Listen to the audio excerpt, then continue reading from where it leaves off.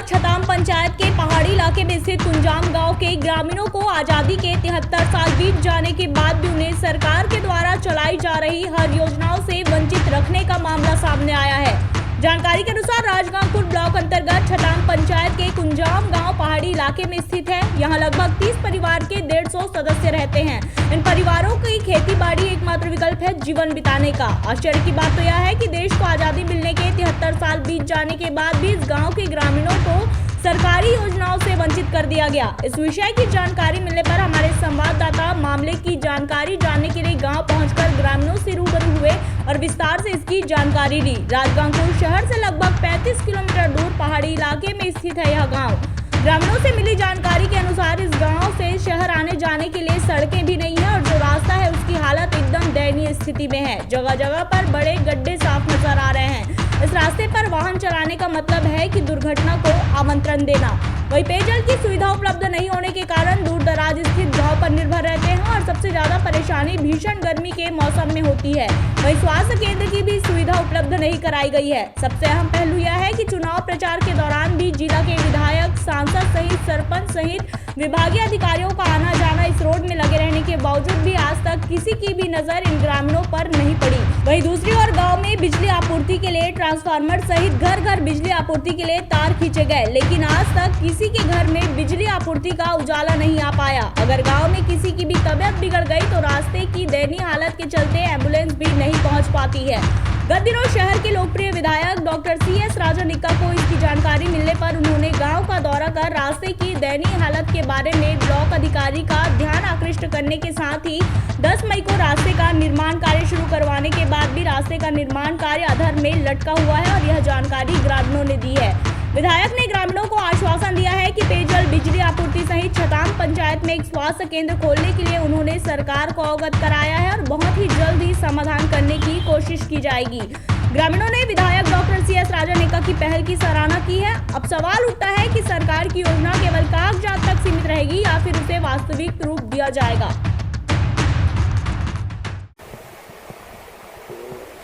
आगे आपनकर परिचय देबे। अच्छा, मोर ना तो मारियान क्रिकेटा कुंजाम।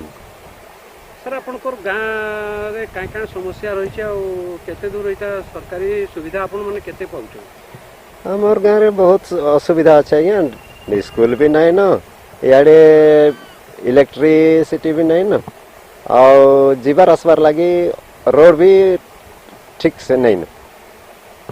अच्छा, हमें देखलु रोड तैयारी होचे केबेनु होतला काना होतला आगुरु केनता थिला वर्तमान जेन अवस्था अच्छे यदि तो गाड़ी मोटर नहीं चले लाखे लागू छे आपनकर काए असुविधा रहउ छे? आगे रोड हमें निजे रिपेयरिंग करूथिलु, सरकार पाखु पैसा आसुथिला ये NRGS हिसाब रे, तार पछे एटा ठिकादारी लागला जे एटा आइथिबा मासे खंडे काम करले किंतु वर्षार लगे रोडटा वर्तमान पूरा खराब हो जाइए। अच्छा, बिजली रो देखली बिजली बत्ती रो खुंटी गाना सब पुता हिचे किंतु आपन कहउछन बिजली नहीं आबार? एटा खुंटो तो पता हिचे, तार भी लमैछन किंतु देखुछु करंट नहीं आसबार। घरे माने बॉल नहीं जलबार? बॉल नहीं जलबार। केते दिन बत्तीला ये तार टानवार केते दिन जली थिला? एटा बेसी नहीं मासे खंडे जली थिबा, तार पदे और 2 वर्ष हैला हमर लाइट सब बंद अछि। अच्छा, आपनकर स्कूल तो इने नहीं ना, पिला माने सब केने पढुछन? हमें देउछु छुआ मानन को सब हॉस्टल कहछु मारे सेठु जाउछन छताम स्कूल। अच्छा, आपनकर गाँ रे जनता के स्वास्थ्य कारण हला कि रोग बेमार हला हले केनता आपन एम्बुलेंस तो आसीनी पार केनता नहीं करी जेसन डॉक्टर कने? हमें बेसी सीरियस हो गले वर्तमान 2 चकिया हिसाब रे एंता संभलबार जगह रे नहीं जाउछु, नेले बेसी सीरियस हो गले बाहर बुझा करी करी हमें कहछु के उतरउछु। आपनकर गाँ रे केते परिवार थिबे? 20 पाखे केते जन लोक हिसाब रे केते जनसंख्या? लोक जनसंख्याटा कहि नहीं पारु आज्ञाटा तो हमें हिसाब नहीं करी। सरकार के काना आपन दाबी जनाबे? हमर दाबी तो हमर रोड रास्ता भल करी हेउ, एटो बिजली आसु और स्वास्थ्य मिशन के भी टिके आपण जे दरकार कहउछन आपनको मौलिक समस्यार समाधान हो इटा कहउछन त हाँ ମୋ ନାଁଟା ହେଉଛି ପୁଷ୍ପା ଟେଟେ ଗ୍ରାମ କୁଞ୍ଜାମ। मैडम आपणकर गाँव में केते लोक रोचंती केते परिवार रोचंती आ कोन कोन सब समस्या रही से विषय कहबे कि आम गाँव रे लोक संख्या अच्छु आम 150 जन भितर हो आम ग्राम आम यही कुंजाम ग्राम रे अनेक किछि समस्या अच्छी से गुड़ाक विशेषकर आमर ये रोडटा आमर ये कुंजाम रु कहचुआ पर्यंत रोडटा बहुत खराब हो जाइछि। मैडम आम देखुछु गाँव में बिजुली खुंट पोता है तार टणा है बिजुली बत्ती जो बॉल घरे बिजुली आसुची ना नहीं एटा 3 वर्ष है बिजुली बत्ती बिजुली खुटा को केवल देखुछु आमे किंतु बत्ती ते एबे पर्यंत जलु नहीं केवल प्रथम में हेबो एटा 15 दिन एटा जली थिला एबे 2 वर्ष बीती गला एबे पूरा टोटल 3 वर्ष बीती गलानी कि बिजुली बत्तीर किसी सुविधा नहीं कि बिजुली डिपार्ट रो ऑफिसर माने एबे पर्यंत यह विषय रे जांच करबा को आसु नहंती कि कोन कोठी कोन प्रॉब्लम अछि सेटा से माने बुझी नहंती।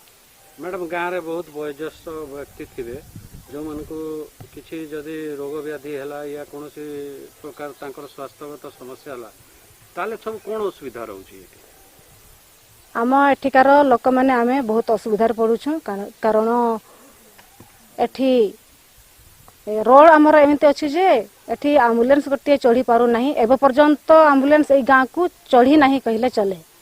तो आपण माने जमती स्वास्थ्यगत कारण हेले कौन रोग फोग हेले या जर फर हेले आपण कोठी जाउचंती माने को डाक्तरखाना को जाउचंती आमे सीधा निजर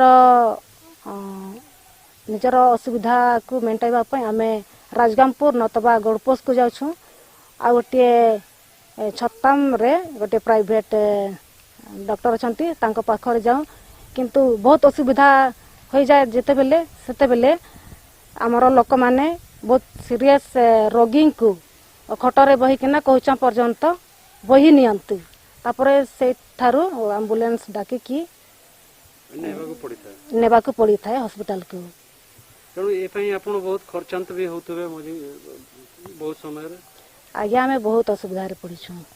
अच्छा आपनकर एठी की सरकारी अधिकारी आसुचंती ना कोनोसी एमएलए एमपी केही आसुचंती कि किछि दिन विगत दिन भितरे हमर एठी सरकारी ऑफिसर माने प्राय तो आसंती नहीं केवल आमर राजगमपुर विधायक राजेन नेका आसीथिले एटा भारत स्वाधीन हेबा परे एटा 73 वर्ष बीती गलानी एबे आमर विधायक 2 थर आम कुंजाम गाँव को आसीछंती एवं आ भी आसीथिबे बोली कि से ए कथा देछंती एवं गाँव रे जते भी समस्या गुड़ाक अच्छी से गुड़ी को से लड़ी की रही बोली कहिसंती। कोरोना से जंग अब भी जारी है। वहीं छत्तीसगढ़ में लगातार कोरोना संक्रमितों के मरीजों में इजाफा हो रहा है। ऐसे में बार बार नेशन अपडेट की टीम आपसे अपील करती है कि आप घर पर रहें, स्वस्थ रहें, सुरक्षित रहें और सरकार द्वारा दिए गए निर्देशों का पालन करें, क्योंकि आपकी सुरक्षा ही आपकी जिम्मेदारी है। तो अभी के लिए बस इतना ही। तब तक के लिए हमें दीजिए इजाजत और इसी प्रकार की लेटेस्ट और रोचक खबरों से जुड़े रहने के लिए बने रहिए हमारे साथ nationupdate.in में। और हाँ, आप खबरों से हर पल अपडेट रहने के लिए आप गूगल प्ले स्टोर से डाउनलोड कर सकते हैं nationupdate.in का ऐप।